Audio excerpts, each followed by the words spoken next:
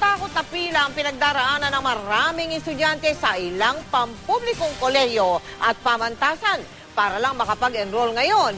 Kaya ang bilin ng Commission on Higher Education sa ating mga state colleges at universities, gumawa daw kayo ng paraan para hindi kayo maging pila university. Nakatutok si June Veneracion.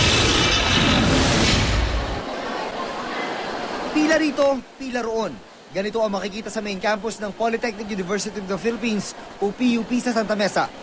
Enrollment na kasi para sa mga incoming freshmen. Ayon sa PUP, sa lahat ng mga state universities and colleges sa bansa, sila ang may pinakamalaking populasyon. Nasa 71,000 na estudyante raw ang nag-i-enroll sa PUP taon-taon. Noong Lunes, bumigay ang computer system sa payment section. Tumagal ito hanggang Martes. Si Eliza Dumasig, 3 araw ng pabalik-balik para mag-enroll. Sobrang haba po ng pila.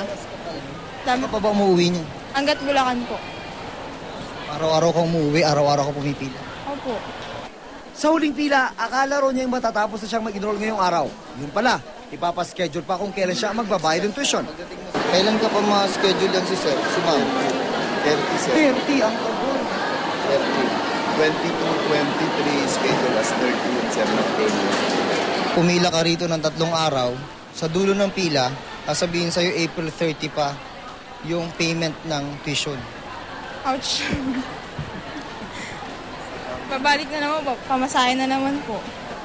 Karaniwan na raw 3 araw ang gugugulin sa pag-enroll sa PUP.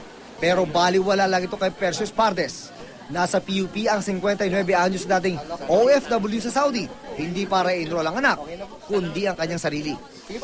How does it feel na nandito ka sa pila, mag-enroll ka as freshman? Parang bang nare-recall ko yung high school ko. Matapos at the same time, I feel na parang bumata. Napagtapos na raw niya sa kolehiyo ang 3 niyang anak. At sila ang kanyang inspirasyon para magtapos sa kursong education. Gusto ko rin matapos dahil yung inabot nila, at least may kwan din nila ako. At least okay, hindi naman nila ako kinahiya. Gusto ko rin maranasan bilang isang kwan. Dahil kasi nung high school kasi, sa kakulangan ng budget, natigil ako. Sabi ng pamunuan ng PUP, dagsa ang mga estudyante sa kanila dahil saan nila'y dekalidad at murang edukasyon. 12 pesos lang ang bayad kada unit. Ang paraan natin ngayon, instead of 3 days lamang ang grace period, they will be given 10 days na makabayad. Simula Lunes, pwede na rin daw magbayad sa Land Bank. Pero ayon sa Commission on Higher Education, pagsasabihan nila ang PUP na solusyonan ang problema sa mahabang pila tuwing enrollment.